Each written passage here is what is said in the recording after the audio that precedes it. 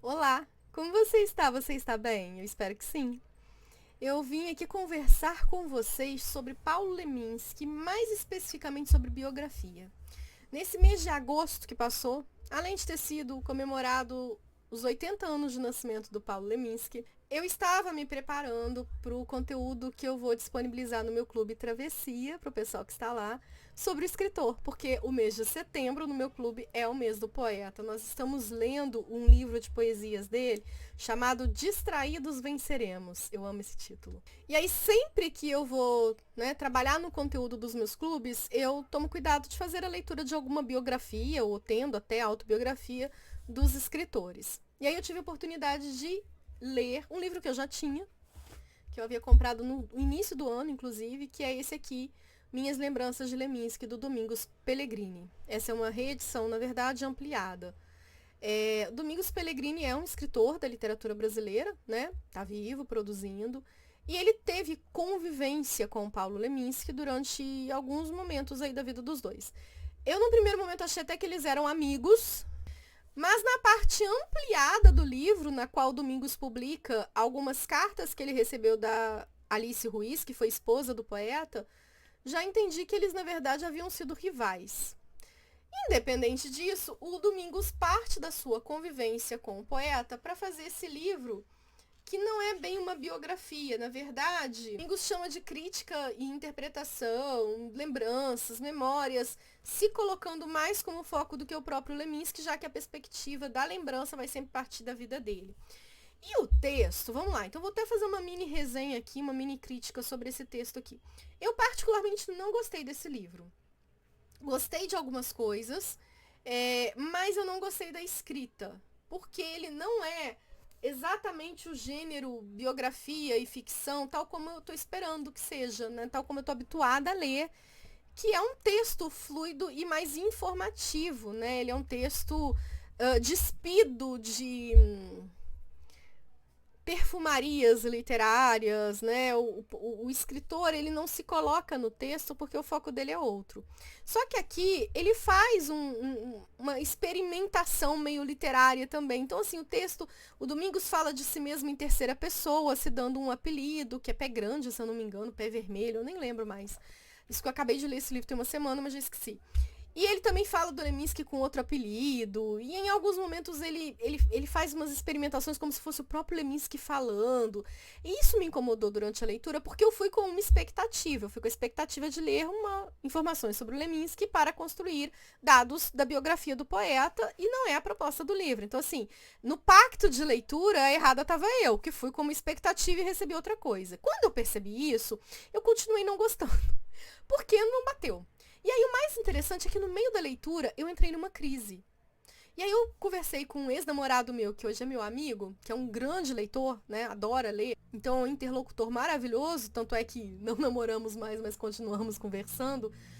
E fui falar com ele, eu falei, olha, eu não sei se eu tô decepcionada com Leminski, porque ele conta coisas aqui pesadas sobre o poeta, sabe? Coisas da vida, coisas pessoais, incidentes que aconteceram, atitudes que o Leminski tomou, enfim.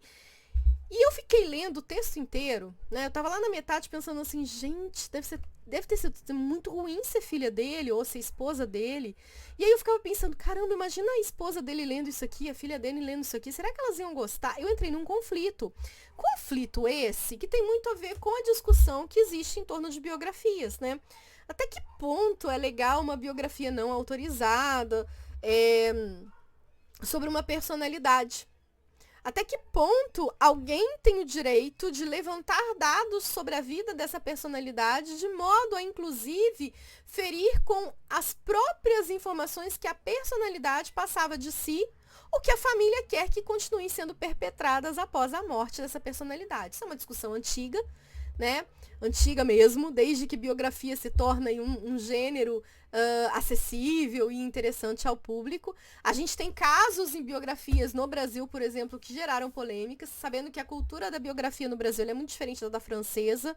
Né? O próprio gênero na França ele tem muito mais força do que aqui no Brasil ele tem ainda, né?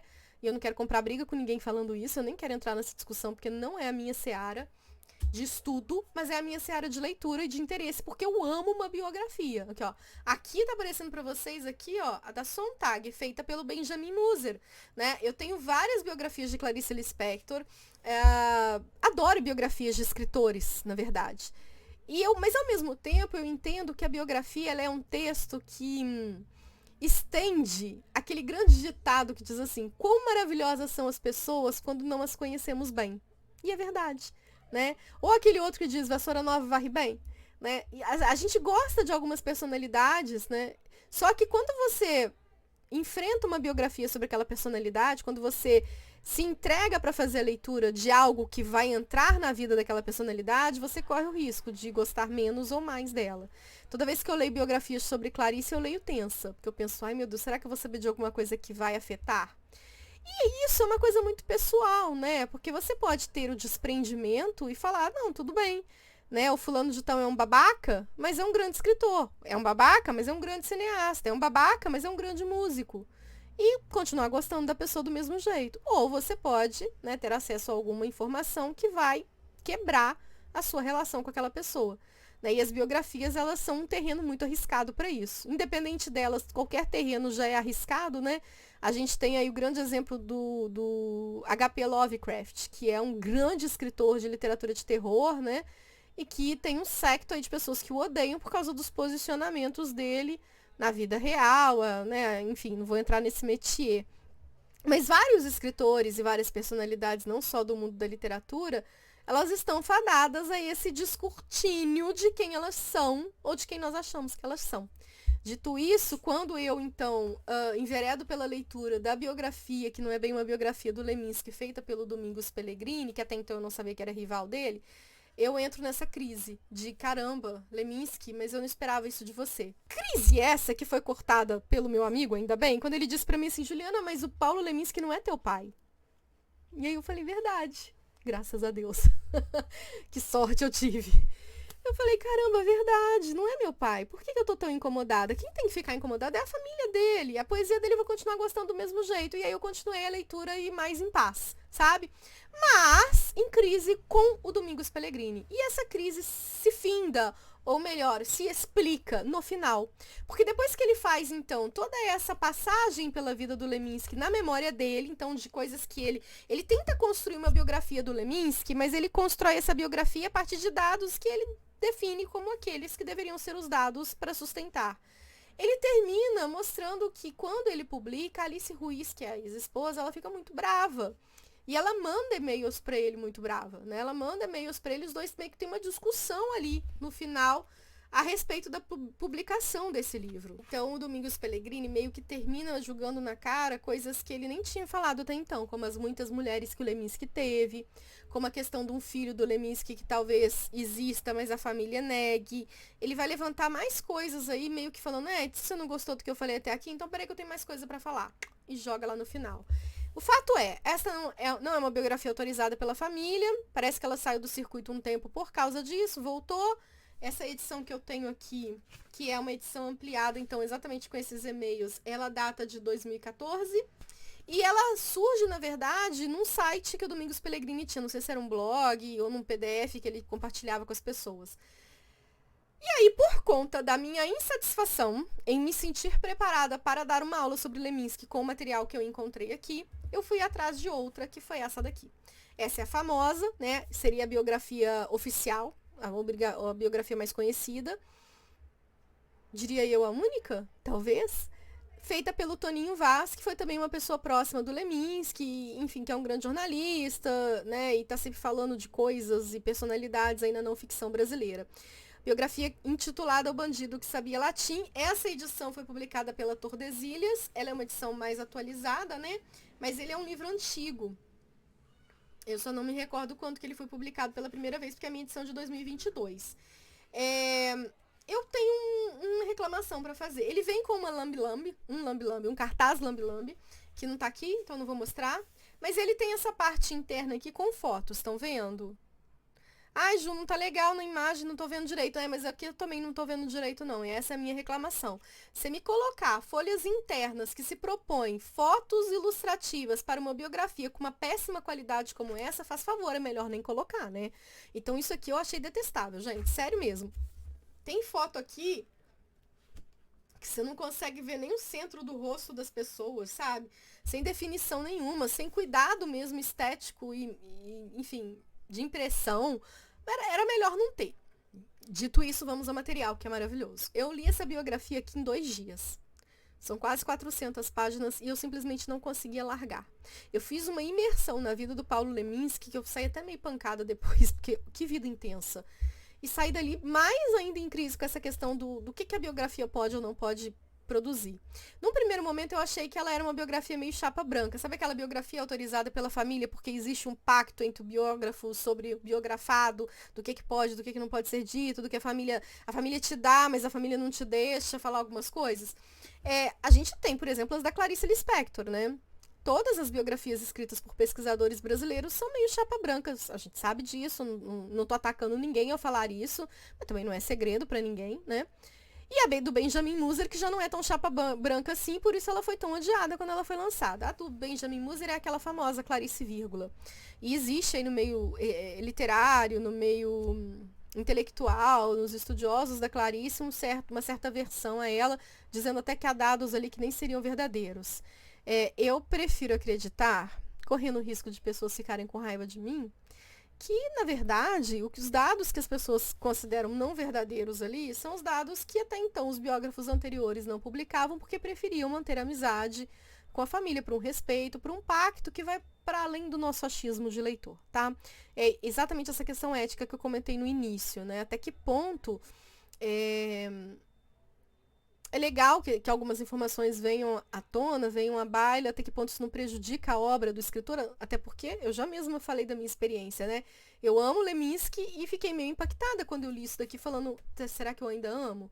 Então é óbvio que a família ela vai querer, de alguma forma, filtrar o que pode ou o que não pode ser publicado, porque isso vai impactar não só, né, a obra do escritor, porque o escritor ele tem que estar ali pela obra, mas todo o resto.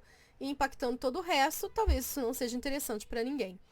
Ou seja, só pra gente. Num voyeurismo literário que não é tão importante assim se a gente for falar de literatura. A esse respeito, conta aí pra mim nos comentários o que você acha disso. Se é a favor de biografias, acha que tem que colocar tudo, que a gente tem que conhecer as pessoas, ou você acha que isso interfere na produção literária, musical, cultural daquela pessoa, né? O que vocês acham sobre isso? Eu tô falando no terreno literário, nem tô indo para outros terrenos, né? No cultural mais. Mas a gente tem aí casos como a biografia do Hitler, a gente tem a biografia do Roberto Carlos. Inclusive, por conta disso tudo, eu comprei, vocês acreditam? O Rei e o Réu. Não é a biografia do Roberto Carlos, que o Paulo César de Araújo publicou, né? Na verdade, a que ele fez quando ele publica, o Roberto Carlos consegue na justiça tirar de circulação, então hoje virou uma obra rara. Mas o Paulo foi muito esperto, e aí lançou essa história dele com, né, o caminho que ele percorreu para escrever a biografia do Roberto Carlos, sendo ele um admirador do cara. Por isso que ele escolhe fazer essa biografia, porque ele admirava o Roberto Carlos. E depois passa por esse quiprocó todo aí, e na justiça brasileira ele consegue tirá-la de circulação, que é uma coisa que, por exemplo, não acontece na França, não acontece fora do Brasil, né? Aqui no Brasil você tem uma censura. E isso também é uma discussão interessante da gente trazer aí, né? Até que ponto se pode censurar uma não ficção nesse nível? Mas também, enfim, vamos voltar para cá, porque são muitas, parece uma cebola, né? A gente vai tirando camadas e não para nunca. Então, o fato é, eu entrei nessa crise enquanto eu fazia a leitura do Leminski, porque em alguns momentos eu me deparei aí com esse questionamento de será que a obra dele sobrevive a essa biografia? Mas em vários momentos eu senti que ela não era uma biografia tão chapa branca assim quanto eu estava achando, porque ele realmente vai mostrar muitas coisas da vida, né? O fato dele ter se envolvido com várias mulheres, ele nem utiliza o termo traição, porque parece que existia um pacto aí do Leminski com a Alice, que não era bem de um relacionamento aberto, mas é um perfil de relacionamento aí dos anos 60 e 70, de uma geração beat, paz e amor, riponga e tal, e que parece que o Leminski tinha mesmo esse perfil, e ela também, então era um pacto do casal, Mas ao mesmo tempo a gente vê fissuras aí dele como homem, né? E como pai, e o alcoolismo dele, né? Então não é só aquela mitologia de, ele morreu de cirrose, igual Fernando Pessoa, né? Mas é o quanto que ter sido um alcoólatra pode ter sido destruidor para ele e para as pessoas ao redor dele, né? Questões aí mesmo que a gente questiona o caráter até da personalidade, mas enfim, para além disso, que eu acho que aqui nós enquanto leitores de biografia não somos juízes, né? Somos apenas Léo Dias, somos apenas fofoqueiros querendo saber detalhes. É importante que a gente consiga, e não é fácil fazer esse exercício, distanciar a vida e obra, né? Distanciar o poeta Leminski do homem Leminski. E eu fui tentando fazer isso ao longo da minha leitura o tempo todo, exatamente para que uma coisa não interferisse tão fortemente na outra. E nesse sentido foi uma experiência maravilhosa, porque eu amei conhecer a vida do Leminski, amei conhecer detalhes e, sobretudo, eu amei a escrita do Toninho Vaz. E aí eu fiz a leitura meio que comparativa, né, gente? Enquanto aqui não fluía, e eu detestava as metáforas e as simbologias que ele usava, e os exercícios literários que não deram muito certo que ele fez, aqui você tem um biógrafo. Toninho Vaz é um biógrafo, né? Então é um estilo de escrita que te pega. E ele consegue fazer de uma forma tão organizada. Então, por exemplo, tem um capítulo que me chamou muita atenção, que ele vai falar da passagem do Paulo Leminski num mosteiro, porque ele queria ser monge aos 13 anos de idade. Então ele vai contar aquele ano. E ele entrevista pessoas que conviveram com Leminski, né? Ele vai trazendo depoimentos. E o capítulo é tão bonitinho, tão redondinho, que no final do capítulo ele ainda conta como estão essas pessoas hoje em dia. Sabe aquela coisa bem documentário, assim, sabe? Eu me senti assistindo um documentário, né? Quase visualizando a cena, assim, das pessoas sentadinhas nas cadeiras, dando a entrevista, falando o seu relato, e aí trazendo a pessoa para hoje em dia, o que ela tá fazendo com a legendinha ali. Eu adorei. O cara pra fazer isso, com essa leveza, tem que ser muito bom. Eu fiquei com vontade de ler mais coisa desse Toninho Vaz, que, confesso, até a minha leitura dessa biografia, eu sequer sabia quem era, tá? Coisas que a gente fica sabendo do Leminski aqui, se você tiver curioso, já que, né, eu coloquei no título que é sobre o Leminski esse vídeo. Ele entra no mosteiro aos 13 anos, ele é professor de cursinho pré-vestibular, ele é redator de jornal, além de poeta, escritor. Uma pessoa que tem uma vida conturbada, sobretudo nessa questão do alcoolismo, do uso de drogas. Ele não é pintado como um drogado aqui, mas ele é pintado como uma pessoa daquela geração que experienciou muitas coisas, né? Assim como outras personalidades que também são citadas nestes eventos de experienciação de drogas, como Gilberto Gil, Caetano Veloso, Gal Costa, acho que Maria Bethânia também, Chico Buarque, e fora outros escritores e tal. Então, assim, o Toninho também faz um cenário cultural do Brasil muito legal. Se você se interessa pela década de 60 e 70, o tropicalismo, né, aquela galera ali que estava envolvida, você vai amar esse livro, porque ele vai mostrar, assim, o cenário carioca, o cenário paulista e, sobretudo, o curitibano, né, porque são lugares pelos quais o Leminski aí circulou. Fala da questão do relacionamento do Leminski enquanto pai, vai falar de experiências estranhas aí que ele passou, quando, por exemplo, ele queimou o pênis tentando usar um remédio para uma DST que ele tava, e aí ficou internado no hospital não sei quantos dias por queimadura de 1º grau.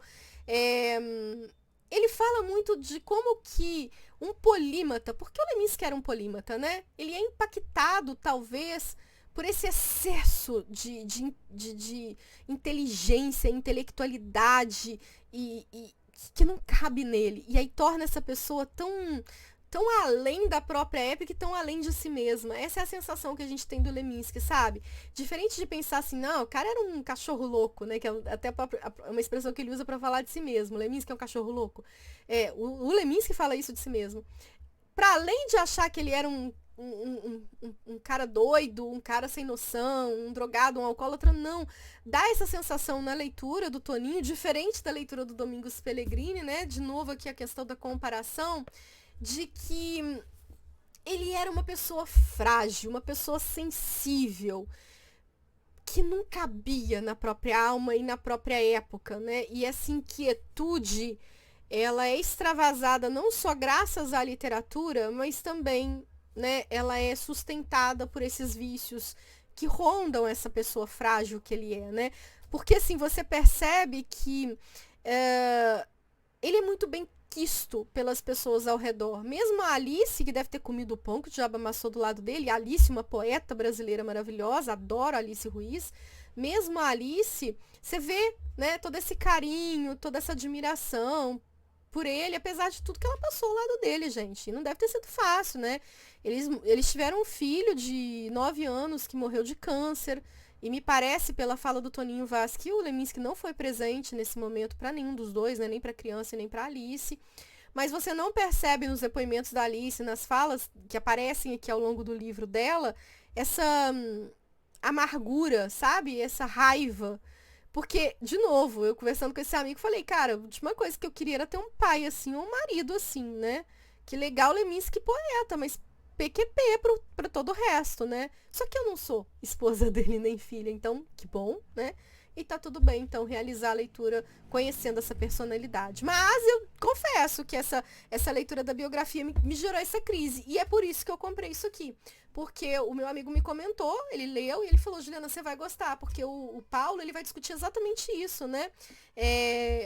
A própria crise do gênero biografia, até onde uma biografia pode ir, até onde a família tem incidência para censurar ou não alguma coisa, e até onde ele é um texto de não ficção, né, validado e consolidado aí na literatura, nos gêneros literários e importante para a sociedade. Então é isso. Fica aí a dica. Se você gosta do Paulo Leminski, se você gosta de biografias, se você quer saber um pouquinho mais do Brasil, nos anos 60, 70 e 80, esse cenário aí cultural de Curitiba, São Paulo e sobretudo Rio de Janeiro, eu acho que você vai gostar pra caramba desse livro. Sobretudo se você gosta de biografia. Ou do Leminski, você vai gostar pra caramba desse livro. E se você já leu esse aqui do Roberto Carlos, né, sobre o Roberto Carlos e sobre o biógrafo dele, me conta, porque eu tô doida pra fazer a leitura, mas talvez eu não consiga fazer agora, porque tem outras leituras em andamento e, né, são, entre aspas, mais importantes na fila do pão. E essa daqui, não sei, só se você gosta pra caramba do Leminski, quer saber mais, numa outra perspectiva, talvez você se interesse por ela. É isso. Um beijo pra vocês, obrigada por assistir até aqui e até o próximo livro.